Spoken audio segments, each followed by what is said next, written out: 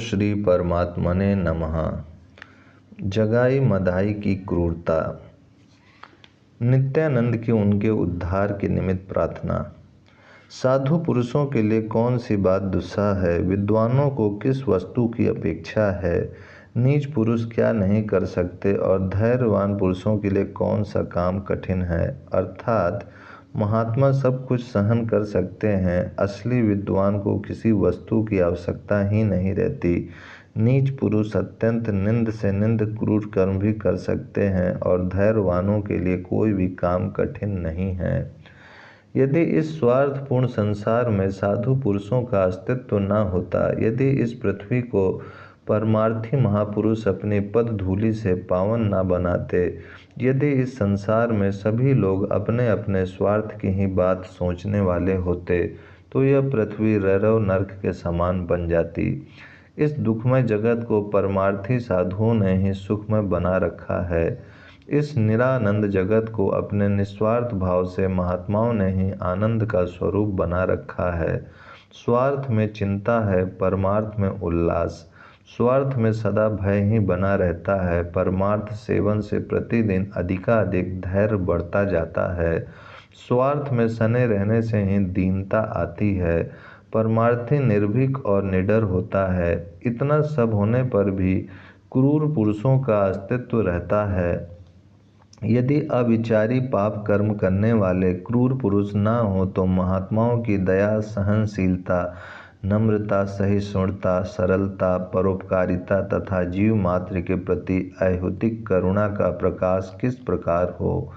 क्रूर पुरुष अपनी क्रूरता करके महापुरुषों को अवसर देते हैं कि वे अपनी सद्वृत्तियों को लोगों के सम्मुख प्रकट करें, जिनका अनुसरण करके दुखी और चिंतित पुरुष अपने जीवन को सुखमय और आनंदमय बना सकें।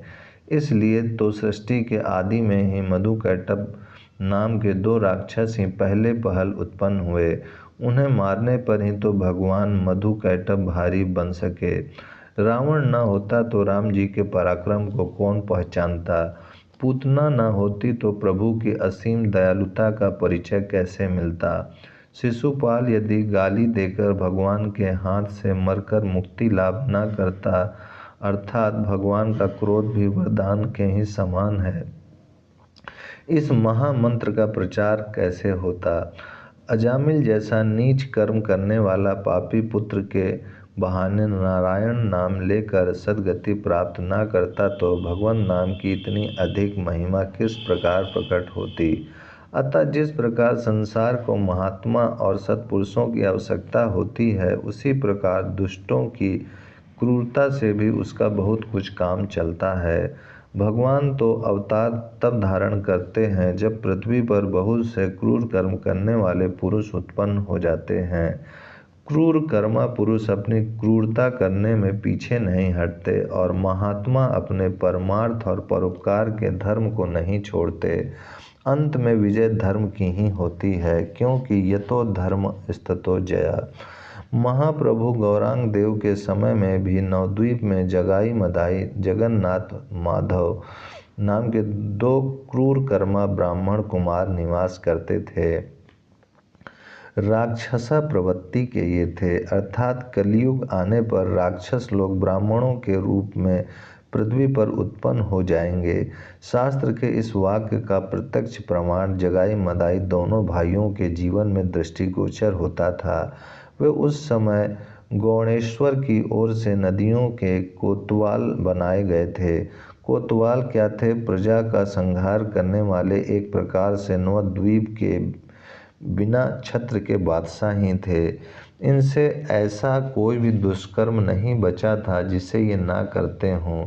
मनुष्य के विनाश के जितने लक्षण बताए हैं, वे सब इनके नित्य नैमित्तिक कर्म थे। भगवान ने विनाश के लक्षणों का स्वयं वर्णन किया है। भगवान कहते हैं, जिस समय मनुष्य देवताओं से, वैदिक कर्मों से, गौओं से, ब्राह्मणों से, साधु महात्माओं से, धार्मिक कृत्यों से और मुझसे विद्वेष करने लगता है, तो उसका शीघ्र ही नाश हो जाता है। इनसे कोई भी बात नहीं बची थी। देवताओं के मंदिरों में जाना तो उन्होंने जन्म से ही नहीं सीखा था। ब्राह्मण होने पर भी ये वेद का नाम तक नहीं जानते थे। मांस तो इनका नित्यव्रती भोजन ही था।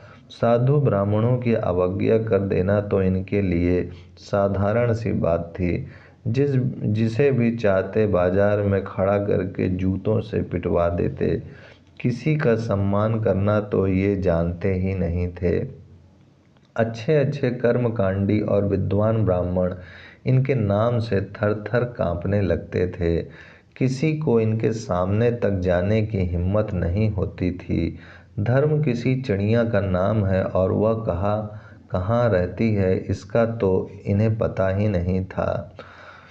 धनिकों के यहाँ डाका डलवा देना, लोगों को कत्ल करा देना, पतिव्रताओं के सतीत्व को नष्ट करा देना, यह तो इनके लिए साधारण से कार्य थे। न किसी से सीधी बात करना और न किसी के पास बैठना, बस खूब मदिरा पान करके उसी के मद में मतवाले हुए ये सदा पाप कर्मों में प्रवृत्त रहते थे।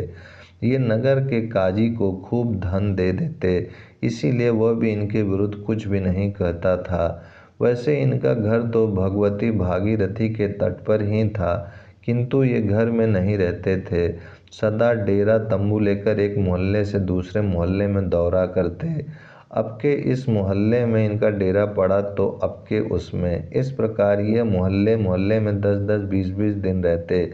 जिस मोहल्ले में इनका डेरा पड़ता उस मोहल्ले के लोगों को बड़ा प्राण सूख जाते। कोई भी इनके सामने होकर नहीं निकलता था।